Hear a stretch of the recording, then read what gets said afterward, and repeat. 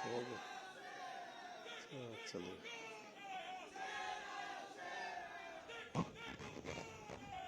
हो गया।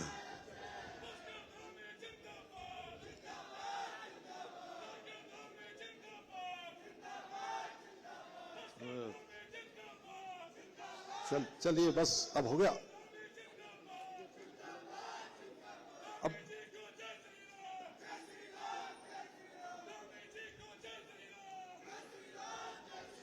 चलो, जय श्री राम। चलो, भारत माता की, भारत माता की, वंदे वंदे। जय श्री राम, जय जय श्री राम। बजरंगबली महाराज की, बजरंगबली महाराज की। आज कोटा बाग में घोड़ा लाइब्रेरी पहाड़ पछाड़ महोत्सव के अवसर पर मंच पर आसीन हमारे अभी जिनका आप सब लोग संबोधन सुन रहे थे, नैनीताल उधम सिंह नगर लोकसभा के लोकप्रिय सांसद और हमारे बहुत वरिष्ठ नेता जिन्होंने अनेक अनेक जिम्मेदारियों पर काम किया है, भारत सरकार के मंत्री के रूप में भी, राज्य सरकार में भी, पार्टी के अध्यक्ष के नाते भी, नेता प्रतिपक्ष भी और मंत्री के नाते भी यहाँ भी काम किया है और अनेक योजनाओं को लगातार भारत सरकार और राज्य सरकार के बीच में समन्वय करने का काम, यहाँ की पैरवी करने का काम लगातार उनके माध्यम से हो रहा है। नैनीताल लोकसभा के लोकप्रिय सांसद आदरणीय अजय भट्ट जी और यहाँ के लोकप्रिय विधायक हमारे बहुत वरिष्ठ नेता जो उत्तर प्रदेश में भी मंत्री रहे हैं, यहाँ भी रहे हैं, प्रदेश अध्यक्ष भी रहे हैं, अनेक जिम्मेदारियों का उन्होंने निर्वहन किया है और इस क्षेत्र के विकास के लिए अनवरत रूप से काम करने वाले हमारे लोकप्रिय नेता और लोकप्रिय विधायक आदरणीय बंशीधर भगत जी, भारतीय जनता पार्टी के जिला अध्यक्ष जो आज के इस कार्यक्रम के अध्यक्ष भी हैं, भाई प्रताप सिंह बिष्ट जी, नैनीताल विधानसभा की लोकप्रिय विधायक श्रीमती सरिता आर्या जी, रामनगर विधानसभा के लोकप्रिय विधायक आदरणीय दीवान सिंह बिष्ट जी, लालकुआ विधानसभा के लोकप्रिय विधायक डॉक्टर मोहन सिंह बिष्ट जी, मेयर नगर निगम हल्द्वानी काठगोदाम श्री गजराज सिंह बिष्ट जी, प्रदेश उपाध्यक्ष भारतीय जनता पार्टी श्री राजेंद्र सिंह बिष्ट जी, ब्लॉक प्रमुख कोटाबाग मनीषा जंतवाल जी, जिला प्रभारी खिलेंद्र चौधरी जी, सह मीडिया प्रभारी श्री प्रदीप जनोटी जी, प्रदेश प्रवक्ता भारतीय जनता पार्टी जो काफ़ी सारे इस कार्यक्रम के लिए भी काफ़ी उन्होंने मुझसे आग्रह किया था, श्री विकास भगत जी, भारतीय जनता पार्टी किसान मोर्चा के प्रदेश के अध्यक्ष श्री महेंद्र सिंह नेगी जी, हमारे दर्जा राज्य मंत्री आदरणीय सुरेश भट्ट जी, श्री अनिल डब्बू जी, दिनेश आर्या जी, शांति मेहरा जी, रेणु अधिकारी जी, दीपक मेहरा जी, रेखा कत्यूरिया जी, अध्यक्ष नगर पालिका परिषद काला डूंगी, मंजू गौड़ जी, ब्लॉक प्रमुख हल्द्वानी, जोगेंद्र पाल सिंह रौतेला जी, पूर्व मेयर हल्द्वानी श्री शुभम बधानी जी, जिन्होंने ये अध्यक्ष हैं घोड़ा लाइब्रेरी कोटाबाग के, श्री गुरविंदर सिंह चंडोक जी, श्री विनीत अग्रवाल जी, कमल नयन जोशी जी, प्रताप बोरा जी और सभी हमारे मंचासीन सभी नेतागण, सभी पदाधिकारीगण और आज के कार्यक्रम में हमारे जिलाधिकारी जी और वरिष्ठ पुलिस अधीक्षक और सभी विभागों से आए हुए हमारे सभी अधिकारीगण, सभी कर्मचारीगण और आज बड़ी संख्या में, जैसा आज भगत जी ने यहाँ पर बताया कि मौसम वास्तव में काफ़ी जगह पर आज काफ़ी खराब है, उसके बावजूद भी आप सब लोग, हमारे सभी बड़े बुजुर्ग जो इतनी बड़ी संख्या में यहाँ पर आए हैं, सभी हमारी माताएं बहनें, मेरे सभी युवा नौजवान साथी, प्यारे बच्चे, विभिन्न विभिन्न पोशाकों में आए हुए हमारे सभी कलाकार और पूर्व सैनिक और हमारे सभी सिख समाज के भी आए हुए सभी हमारे सिख बंधु, मीडिया के हमारे सभी मित्र, मैं आप सभी का आज के इस विशिष्ट पहाड़ पछाड़ महोत्सव में आप सबके उपस्थित होने पर सभी विद्वज्जनों का, शिक्षक गणों का, सबका मैं हृदय से स्वागत करता हूं, अभिनंदन करता हूं। और सच में ये बिल्कुल भगत जी सही कह रहे थे कि आज सूर्य भगवान ने बड़ी कृपा करी इस क्षेत्र में, क्योंकि और वैसे सूर्य भगवान मेरे ऊपर विशेष कृपा करते हैं। अभी तक मुझे याद नहीं है कि शायद कोई कार्यक्रम मेरा मौसम के कारण से कहीं पर खराब हुआ होगा या मैं उसमें जा न पाया होऊंगा। एक दिन तो ये हमारे गजराज जी का जो चुनाव का चल रहा था, यहाँ से हम नैनीताल आ रहे थे, सरिता आर्य जी यहाँ पर हैं, जानती, ये उतर ही नहीं सकता था। ये कह रही थी वो कॉलेज में हेलीकॉप्टर नहीं उतर सकता। और दो किस्से हैं, एक पहले यहाँ का सुना देता हूँ, फिर बाद में वहाँ का सुना देता हूँ। यहाँ आने के लिए अब चूंकि उस समय दिनों का बड़ा ये था कि आज इस दिन कार्यक्रम होना है, अगले दिन दूसरी जगह होना है, लगातार 10 दिन तक कार्यक्रम लगे हुए थे और मैं बड़ा चिंता में हो गया कि अब मुझे लगता है कि आज नैनीताल भी नहीं हो पाएगा, हल्द्वानी भी नहीं हो पाएगा और उसके बाद रुद्रपुर भी नहीं हो पाएगा। तीनों कार्यक्रम मेरे आज नहीं हो पाएंगे। तो मैंने कहा ये बड़ा गड़बड़ हो जाएगा और आगे फिर कार्यक्रम यहाँ लगना बड़ा मुश्किल हो जाएगा, जल्दी टाइम नहीं है, चुनाव का समय है। फिर भी मैंने उनको पायलट साहब को कहा कि आप एक बार ट्राई करिए, यहाँ ठीक है, ट्राई करिए। और नैनीताल पहुंचते पहुंचते तक बारिश ही हो रही थी, लेकिन थोड़ी देर में कोहरा हट गया, बादल छट गए, बारिश रुक गई और सूरज निकल गया। कमल। एक बार और जैसा ही प्रताप जी बैठे हैं पीछे, ऐसे ही एक बार और हुआ। देवीधुरा में बगवाल थी जिस दिन, रक्षाबंधन के दिन, इस बगवाल से पिछली वाली में 2024 में, तो मैं खटीमा था, 11:30 बजे वहां से चलना था और 12 बजे पहुंचना था। तो पायलट ने कहा कि बिल्कुल भी जो है मौसम है नहीं और आज तो किसी कीमत पर वहां नहीं हो सकता। तो मैंने सोचा कि अब मैया की यही इच्छा होगी, मैं 3 साल लगातार जा चुका हूं, तो इस साल मैया नहीं बुला रही शायद, लग रहा है। लेकिन फिर भी मैंने कहा चलो चलते हैं अपने टाइम से। तो जैसे ही उसमें हेलीकॉप्टर में बैठे तो पायलट ने कहा साहब इसके बाद कहाँ जाना है, क्योंकि वहां तो उतर नहीं पाएंगे। तो मैंने कहा यहां नहीं उतर पाएंगे, आप इसके बाद देहरादून चल देंगे। आज संयोग से यहाँ राम सिंह कैड़ा जी नहीं आए हैं। राम सिंह कैड़ा जी ने वहां मेरे लिए एक छत्र बना रखा था, घंटी बड़ी चलाने के लिए मेरे नाम से। तो मैंने कहा चलो ट्राई करो। तो जैसे ही हम रीठा साहब के आसपास पहुंचे तो मैंने पैर के जूते निकाल लिए और 2 मिनट मैया का ध्यान किया। मैंने कहा मैया शायद मैं नहीं आ पा रहा हूं, आप ये जो छत्र है ये आप स्वीकार कर लेना। बस इतना ही मैंने ध्यान किया और मेरी आंख खुली तो मुझे जो है एकदम से देवीधुरा का मंदिर दिखाई देने लगा। तो मैंने कहा है तो देवीधुरा मंदिर दिखाई दे दिया बाराही मैया का। तो उन्होंने कहा कि हाँ, लेकिन मैंने सोचा चलो चलो आगे चलो देखते हैं। वो नीचे तो शायद नहीं होगा, लेकिन नीचे करते करते वो हवाई हेलीकॉप्टर लैंड हो गया नीचे जमीन में और कोई भी आदमी मुझे लेने नहीं आया हुआ था, क्योंकि उनको पता था कि अब नहीं आ पाएंगे। तो इस तरह से कई बार हो जाता है। आज तो सामान्य बात है। आपने इतना धौल पहन रखा है, धौल श्वेत धौल नया। तो आज भगवान सूर्य की विशेष कृपा हुई।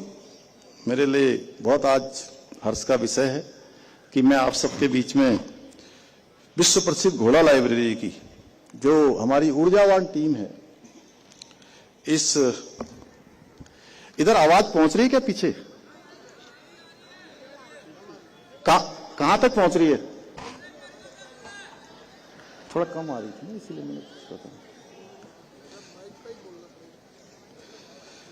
तो हमारी ये ऊर्जावान टीम, इनके द्वारा आयोजित ये हमारे लोक संस्कृति, पुस्तकों एवं प्रकृति को समर्पित ये जो पछाड़ महोत्सव के माध्यम से इन सब लोगों ने आज आप सबके बीच में इतना बड़ा यहाँ पर उपस्थित होने का मौका दिया, ये सौभाग्य है हम लोगों का। और ये घोड़ा लाइब्रेरी, ये अनोखी घोड़ा लाइब्रेरी वास्तव में हमारे यहाँ का जिस प्रकार का भौगोलिक संरचना है, उस भौगोलिक संरचना दुर्गम क्षेत्रों में निवास करने वाले बच्चों के लिए एक बहुत बड़ी आशा की किरण है, उम्मीद है उनके लिए एक मार्ग दिखाने का काम करती है, जो दुर्गम रास्तों में, सीमित संसाधनों में और कठिन परिस्थितियों के बावजूद ज्ञान का उजाला उनके घर आंगन तक पहुंचाने का कार्य कर रही है। यह अनूठी पहल हमारे दुर्गम पर्वतीय क्षेत्रों में घोड़े के माध्यम से पुस्तकों को पहुंचाने भर तक सीमित नहीं है, बल्कि उनके सपनों को उड़ान देने और भविष्य को एक दिशा देने का भी बहुत बड़ा माध्यम बन रहा है। ये ज्ञान, संस्कार और सेवा का एक जीवंत प्रतीक है, जो समाज के अंतिम छोर में खड़े बच्चों को शिक्षा का उजाला देने का काम कर रही है। जहां उजाला नहीं पहुंच पा रहा है, वहां भी ज्ञान का प्रकाश पहुंचाने का काम इस घोड़ा लाइब्रेरी के माध्यम से हो रहा है। और यही कारण है कि आदरणीय प्रधानमंत्री श्री नरेंद्र मोदी जी ने अपने मन की बात के कार्यक्रम में घोड़ा लाइब्रेरी से जुड़े हुए हमारे ऊर्जावान युवाओं की इस अभिनव और प्रेरणादायी पहल की विशेष रूप से उन्होंने सराहना की थी। और आज भी आप सब सुन रहे होंगे, उन्होंने कहा कि बहुत सारे ऐसे प्रेरक प्रसंग हैं, ऐसे प्रेरक काम हैं जो लोग कर रहे हैं और अनवरत रूप से कई सालों से उसको आगे बढ़ा रहे हैं। मैं प्रधानमंत्री जी का धन्यवाद करता हूं, आप सबकी तरफ से, उत्तराखंड वासियों की तरफ से उनका बहुत आभार व्यक्त करता हूं कि उन्होंने हमारे उत्तराखंड से जुड़े हुए अनेक ऐसे इस प्रकार के प्रेरक प्रसंगों को, हमारे यहाँ के नवाचारों को, हमारे यहाँ की मातृशक्ति के द्वारा, युवाओं के द्वारा जो काम किए जा रहे हैं, उन सभी को किसी न किसी माध्यम से अपनी मन की बात के कार्यक्रम से माध्यम से देश और दुनिया को बताने का काम किया है, देश और दुनिया के सामने ले जाने का काम किया है। मुझे ये जानकर अत्यंत प्रसन्नता हो रही है कि घोड़ा लाइब्रेरी द्वारा पछाड़ महोत्सव के आयोजन से विद्यार्थियों को अपनी लोक संस्कृति, पुस्तकों और प्रकृति से जोड़ने का भी एक अद्वितीय प्रयास किया जा रहा है। मैं इस अवसर पर हमारे बच्चों में पुस्तक संस्कृति को विकसित करने वाले इस नवाचार के लिए प्रिय भाई अनुज शुभम मधानी जी तथा उनकी पूरी टीम को मैं बहुत बधाई देता हूं और हृदय से इनका साधुवाद करता हूं।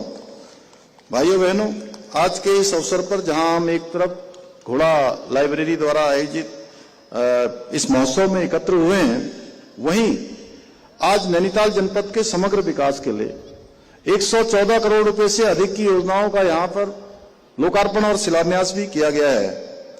मुझे पूरा विश्वास है कि ये सभी परियोजनाएं इस क्षेत्र में आधारभूत सुविधाओं को और अधिक अच्छा बनाने में, उनको मजबूत बनाने में बहुत सहायक सिद्ध होंगी।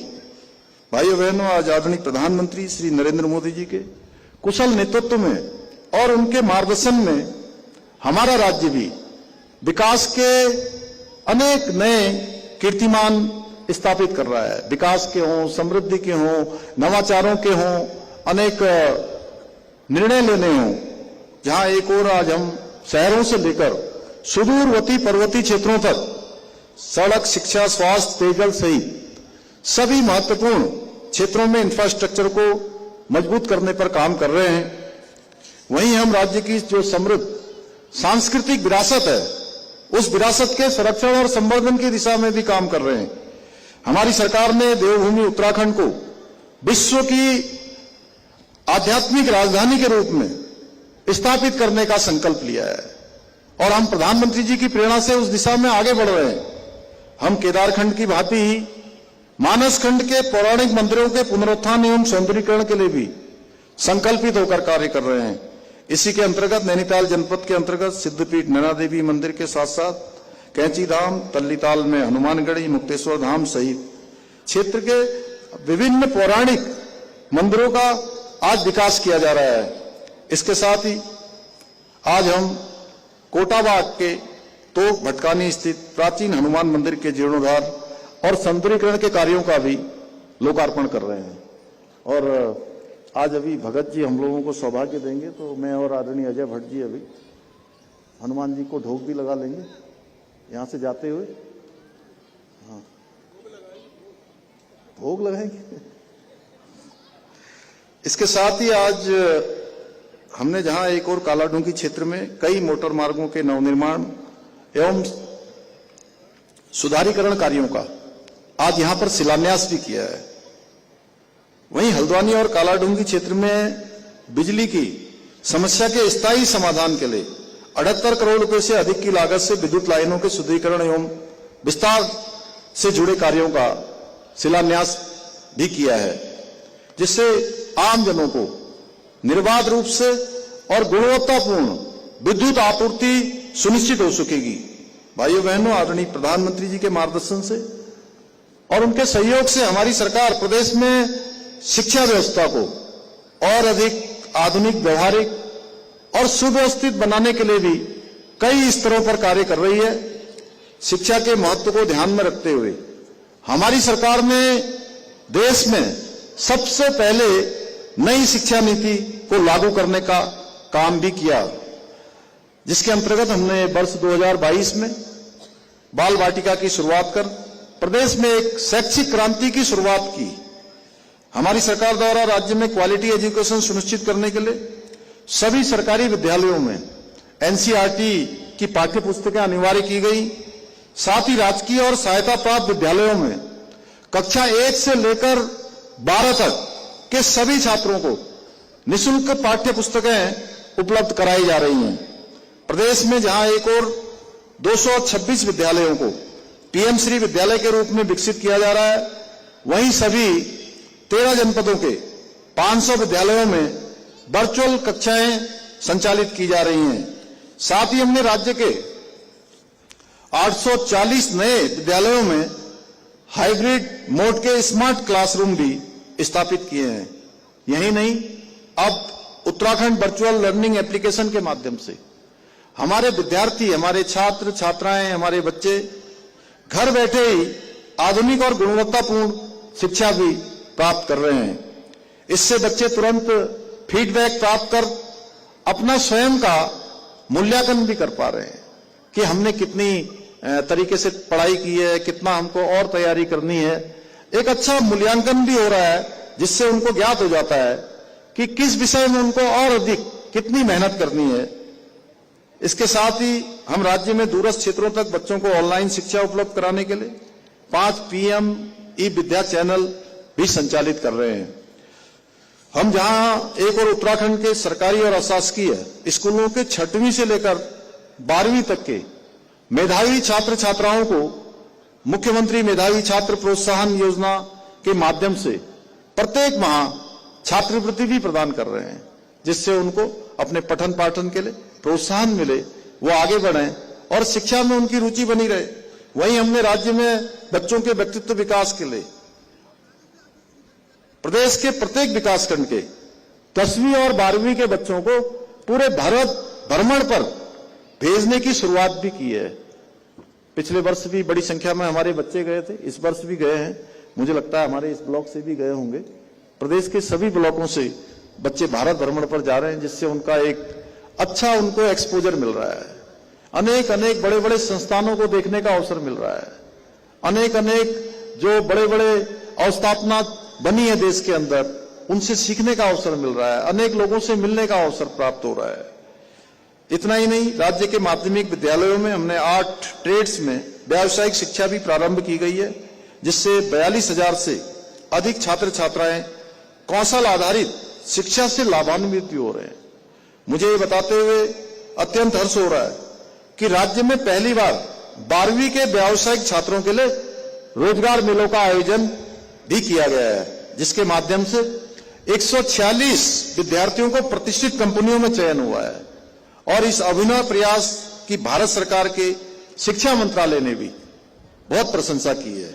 इसके अतिरिक्त उत्तराखंड देश का पहला ऐसा राज्य बन गया है जहां बुनियादी शिक्षा के लिए राज्य पाठ्य चर्चा रूपरेखा तैयार की गई है।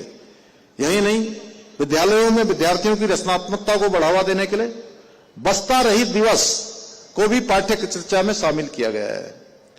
हमारी सरकार स्थानीय भाषा और संस्कृति के संरक्षण के लिए भी काम कर रही है। गढ़वाली, कुमाऊनी, जौनसारी भाषाओं में भी पुस्तकें तैयार की गई हैं। इसके साथ ही थारू, बॉक्सा, रवाल्टी भाषाओं में शब्दकोश भी बनाए जा रहे हैं। साथ ही हमारी विरासत पुस्तक के माध्यम से कक्षा 6 से लेकर 8 तक के छात्रों को उत्तराखंड की संस्कृति, लोक परंपरा और महान विभूतियों से परिचित कराने का कार्य भी किया जा रहा है। इतना ही नहीं, बच्चों में कौशल, उद्यमिता, भारतीय ज्ञान परंपरा को विकसित करने के लिए कौशलम कार्यक्रम भी प्रारंभ किया गया है। आज इस कार्यक्रम में उपस्थित बहुत सारे बच्चे या उनके अभिभावक जो यहां पर होंगे, मैं ये जरूर कहना चाहता हूं, क्योंकि हमारे बच्चे इसमें से भी बहुत सारे आगे चलकर सरकारी नौकरियों में जाने का सपना देख रहे होंगे या उसकी तैयारी कर रहे होंगे।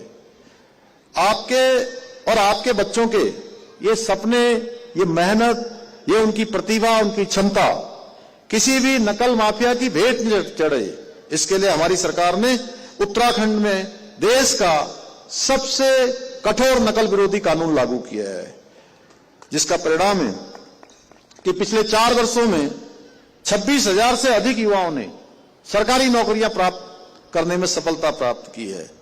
और अब नौकरियां प्राप्त करने का या चयन होने का केवल एक मानक होता है। वो मानक होता है योग्यता, क्षमता और प्रतिभा।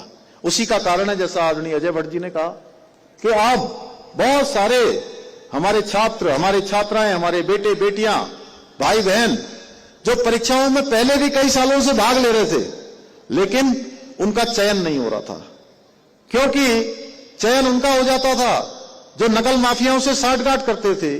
चयन उनका होता था जो भ्रष्टाचार में संलिप्त रहते थे।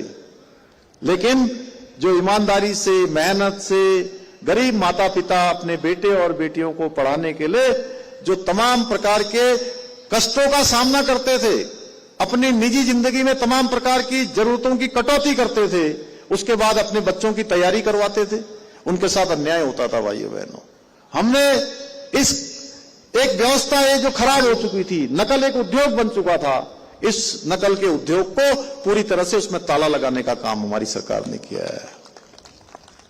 और आपने देखा होगा पिछले 3 वर्षों में जब से नकल विरोधी कानून लागू हुआ है, 100 से अधिक नकल माफियाओं को हमने जेल की सलाखों के पीछे भेजने का काम किया है। और अगर ये मैं कुल 26,000 से ज्यादा इन नियुक्तियों की बात करूं, तो उत्तराखंड राज्य गठन के बाद इन 25 सालों में अगर हम कुल नियुक्तियों को निकालते हैं तो कुल नियुक्तियों में से 2/3 से अधिक नियुक्तियां यही 26,000 से अधिक नियुक्तियां हैं। 2/3 से अधिक का आंकड़ा है, ऐतिहासिक आंकड़ा है, और यह अनवरत रूप से चलने वाला है। ये क्रम यहीं रुकने वाला नहीं है। मैं अपने प्रदेश के सभी विद्यार्थियों से, अपने छात्रों से, छात्राओं से, अभ्यर्थियों से, अपने भाई बहनों से ये कहना चाहता हूं कि जिनको भी अभी आगे की परीक्षाओं में भाग लेना है, वो अपनी तैयारियां करें, मेहनत करें और पूरे मन लगाकर पढ़ाई करें। अब कोई नकल माफिया उनकी मेहनत पर पानी नहीं फेर पाएगा, क्योंकि अब हमने सख्त नकल का कानून लागू किया हुआ है। इसके साथ साथ हमारी सरकार द्वारा संघ लोक सेवा आयोग, एनडीए, सीटीएस आदि की लिखित परीक्षा पास करने वाले अभ्यर्थियों को साक्षात्कार की तैयारी करवाने के लिए भी वित्तीय सहायता का हमने प्रावधान किया है। इसके लिए वित्तीय सहायता भी प्रदान की जा रही है। आज के अवसर पर मैं सभी विद्यार्थियों से भी आग्रह करना चाहता हूं कि आप पुस्तकों को केवल परीक्षा तक सीमित न रखें, बल्कि उन्हें अपने जीवन का अभिन्न हिस्सा बनाएं। क्योंकि आज ये घोड़ा लाइब्रेरी से संबंधित है, विकास की योजनाएं चल रही हैं। मैं जरूर अभिभावकों से भी कहना चाहता हूं कि ये किताबें पढ़ना ये हर किसी की आदत में होना चाहिए, ये आदत में आना चाहिए। मैं भी कोशिश करता हूं कि जब जब मुझे थोड़ा समय मिलता है कुछ न कुछ पढ़ूं, कुछ न कुछ सीखने का अवसर मिले, क्योंकि किताबें ये सच में अगर मैं कहूं तो ये दिमाग की खुराक देने का काम करती हैं। इसलिए हमें दिमाग की खुराक लेने में कभी पीछे नहीं होना चाहिए। पुस्तकों के माध्यम से प्राप्त ज्ञान न केवल अपने शैक्षणिक जीवन को सशक्त बनाएगा, बल्कि आपके चरित्र, आपकी सोच और आपके भविष्य को भी एक नई दिशा देने का काम करेगा। मेरा मानना है कि पुस्तकें हमारी सच्ची मित्र हैं, मार्गदर्शक होती हैं, जो हमें सही मार्ग दिखाने के साथ साथ एक बेहतरीन इंसान बनने का, एक अच्छा इंसान बनने की प्रेरणा भी देती है। तो मैं पूछना चाहता हूं सब लोगों से, तो पुस्तकों को अपना साथी बनाने में अपने बच्चों को प्रेरित करेंगे, स्वयं के साथ पढ़ेंगे पुस्तकें? जोर से बोलिए, इधर से आवाज कम आ रही है। चलिए, अब यहां पर भगत जी ने बहुत काम पहले ही यहां कर रखे, और ये जब भी मेरे पास आते हैं तो हमेशा विधानसभा के बारे में ही बात करते हैं, और छोड़ते ही नहीं है जब तक ये काम न करो, इनके छोड़ते ही नहीं है। तो यहां पर जो है अनेक कामों के बारे में इन्होंने उल्लेख किया है, जैसे कोटाबाग महाविद्यालय में कृषि संकाय खोलने को लेकर भी ये आए थे, कई बार इन्होंने कहा। और ये चूंकि एक नया विषय खोलना था, थोड़ा कठिन कार्य था, लेकिन हमारे वरिष्ठ नेता भी हैं। इसके साथ ही ये महाविद्यालय की बाउंड्री है, इसने मुख्यमंत्री घोषणा से स्वीकृत कराया इन्होंने, जिसका आज यहां पर शिलान्यास भी किया गया है। कोटाबाग के गुरनी नाले पर पुल के लिए भी कहा था, जल्दी ही वो भी, उसको भी स्वीकृति मिल जाएगी। मूसा बगर में जो काला ढूंगी वाली सड़क है, वो भी इन्होंने कहा है, उसके लिए सीमेंटेड बनाने के लिए उसको भी जल्दी स्वीकृति मिल जाएगी। ऐसे ही यहाँ कोटाबाग बाजार में जाम बहुत लगता है, इसके चौड़ीकरण के लिए भी इसने कहा है, जिसे हमने पहले ही मुख्यमंत्री घोषणा में इसको रखा हुआ है। चकलवा में निहाल नदी में एक पुल स्वीकृत है, जिसका आज शिलान्यास हो गया। एक पुल जल्दी स्वीकृत होगा, जिसकी कार्रवाई भी चल रही है, अंतिम चरण में है। जियो होना हल्द्वानी में रक्षिया नाले के आउटफॉल का कार्य भी अंतिम चरण में है। यह कार्य हो जाने से भी बहुत बड़ा आबादी, जब से लगभग 50,000 लोगों को सीधे सीधे इसका फायदा मिलेगा। काला ढूंगी विधानसभा में 4 बड़े नहर कवरिंग के कार्य भी चल रहे हैं, जिसमें 2 पूरे हो गए हैं, एक पर कार्य गतिमान है। डॉक्टर सुशीला तिवारी के पीछे नहर कवरिंग का कार्य का भी आज शिलान्यास हुआ है। काला ढूंगी विधानसभा में 2 जंगल सफारी की भी शुरुआत हुई है। इसके अतिरिक्त पहले से भी हमने जो राजकीय inter college Lamachaur, PM Shri राजकीय इंटर कॉलेज कोटाबाग में भवन शिफ्ट करके नव भवन का निर्माण एवं खेल के लिए भी स्टेडियम का निर्माण है, इसको हमने घोषणा में पहले ही शामिल कर लिया है। सूर्यझाला में मिनी स्टेडियम के लिए भी कहा था, उसको भी घोषणा में शामिल किया है। काला ढूंगी में फायर सेंटर के लिए भी कहा था। राजकीय इंटर कॉलेज कटघरिया में एक लाइब्रेरी की बात है, उसके लिए भी ये घोषणा में शामिल है।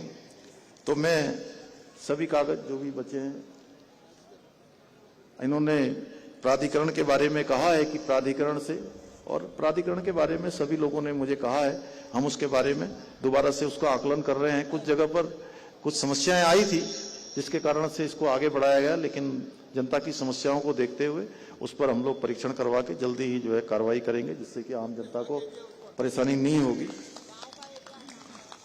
तो मैं एक बार फिर से आप सबका बहुत धन्यवाद करता हूं, और आप सबको विश्वास दिलाता हूं कि हमारी सरकार उत्तराखंड को देश का सर्वश्रेष्ठ राज्य बनाने का ये हमने संकल्प लिया है, और ये हमारा संकल्प विकल्प वही संकल्प है, उसको पूरा करने के लिए पूरी तरह से प्रतिबद्ध हैं।